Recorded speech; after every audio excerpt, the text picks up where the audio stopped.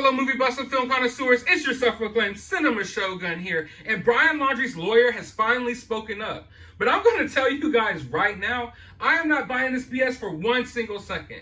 But before I give you my thoughts, let's take a look at the official statement that came from Brian Laundrie's lawyer. The parents of Gabby Petito's fiance, Brian Laundrie, are worried that he may have hurt himself in some way as a manhunt for the missing 23-year-old continues, a lawyer for the man's family told Insider Friday. Christopher and Roberta Laundrie are very concerned about their son, who has been named a person of interest in connection to the disappearance and death of 22-year-old Petito, the attorney for Brian Laundrie and his parents, Stephen Bertoloni, told Insider. The parents have been previously interviewed by the FBI with respect to locating Brian, Bertoloni said.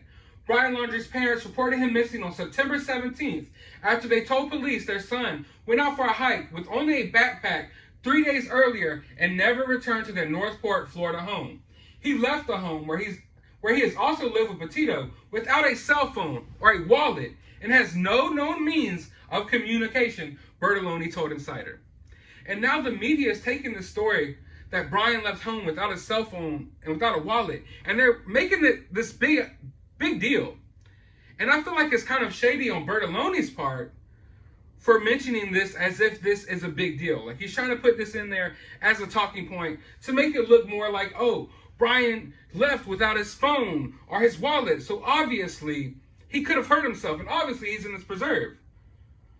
And then I see people online saying, well, if Brian went on the road, obviously he would have took his wallet. He would need his driver's license to drive across country to get away. But use your common sense, people. I don't think Brian Laundrie's on the road. I don't think Brian Laundrie's riding or driving anywhere. But if he was, why would he take his driver's license? Why would he take his wallet? Why would he take his phone? If you're on the run, the number one thing you don't want on you is any form of identification. So of course he doesn't want his driver's license on him. Why would Brian Laundrie need a wallet? Brian Laundrie is not going to be able to go inside of any store anytime soon. So I don't think he's traveling around with a wallet, with a credit card and money and forms of identification. If he has some cash, he could easily put it in his backpack. And the phone is such a non-story. It's such a non-story. Of course, he didn't take his cell phone. If you're on the run, you don't want to take your cell phone because then you'll easily be located. And no, I don't think he has his cell phone on him so he can communicate with his parents. His parents' phones are probably tapped by now. They're investigating all the calls that are going back and forth with his parents to whoever they're talking to. That's why they had to travel hours to go talk to their lawyer because they know they can't talk on the phone. Brian Laundrie doesn't have a phone or a wallet or an ID on him. Obviously, he left the house without that. And then you get to think of, well, if Brian Laundrie really went to go hurt himself somewhere in the woods, would he really consider leaving his wallet and his phone at home? Maybe he would just, by nature, put it in his pockets and take it with him. Unless he was overthinking it. Unless he was thinking, I'm about to go on the run, and I definitely don't want these things on me. And then I call total BS on this fact that his parents are so concerned about him. They're so concerned about his safety and his whereabouts. Because I'm just not buying it. I don't see it. Now, I'm an open-minded person. I have tried to approach this whole case from a non-biased perspective. I've tried to approach it with as much logic and common sense as possible. And I don't know what's going on through Brian Laundrie's family's mind. Okay? I don't know. But they don't look like someone who's concerned that their son could have hurt himself. Now, I know the situation is crazy, and maybe I could be wrong. There's a possibility I'm wrong.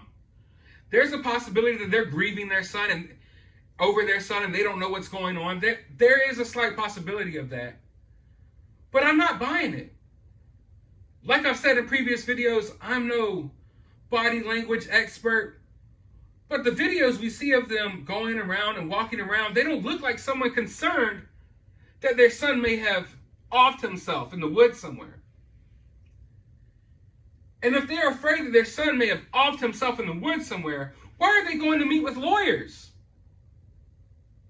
Your son doesn't need a lawyer if you think that this is what happened. But yet you're going around to meet with lawyers and you're exploring different legal avenues Because you don't think that's what's really going on with your son. You know your son is out there somewhere. At least that's my opinion. And if you're a family, if you're parents who are grieving over your son and you're very concerned, why aren't you talking more? Why aren't you doing more to try to locate him? Now, like I said, there's a possibility they could be cooperating with the FBI. Maybe they're concerned. Maybe they're trying to find their son. But when you really look at it, you really apply logic, and you really just look at it, and you think about it from a human nature standpoint. Someone who's concerned about their son missing, regardless of what type of things could have happened between him and his fiance, you would think you would see more concern on their faces. You would think that you may have heard more from them, period, you know? And for the life of me, I can't wrap my head around why the media is using this fact that he left his wallet and his phone at home such a big deal. It's common sense that that's what he did. I don't think that means anything for the case. As soon as I heard about this case, I obviously knew that he didn't take his driver's license and his wallet and his phone with him to flee away from a murder case. That was apparent from the jump. So the media doing this and his lawyer doing this, it's like almost like a way to throw people off, to make people think, oh, maybe he is, maybe he did go to this preserve and, hurt himself in the middle of the preserve. But I'm calling total BS. But I want to know your thoughts. Do you call total BS on this? Or do you think this means something more? I mean, from my point of view, it's just common sense that, of course, he didn't take his phone or his wallet. But I want to know everything that you feel about this down in the comments below. Let me know your theories. Let me know your opinions. But while you're down there, drop a thumbs up button. Hit that notification bell so you can be notified of the next update in this case. Hit that subscribe button. And as always, find some time out of your day to relax, chill out, and go watch a movie.